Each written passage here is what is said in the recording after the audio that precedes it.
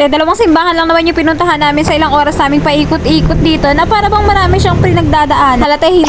Meron man o wala, kailangan natin magpasalamat. Kaya siguro hindi binibiyayaan kasi puro ka-cheats. Anyway, pagbaba namin ng Manila City Hall, nilakad na nga lang namin papuntang Intramuros. O diba basta galaan, talagang hindi yan sila napapagod at talagang iniwan pa talaga.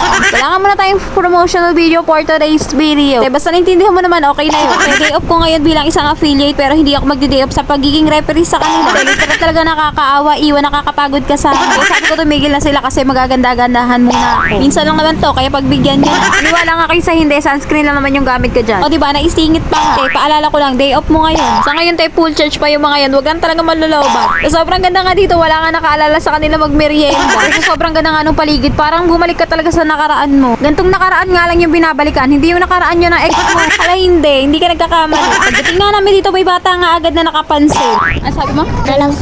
Walang basura kahit isa lang. Walang basura kahit isa. Hindi naman halata na maraming basura sa lugar namin.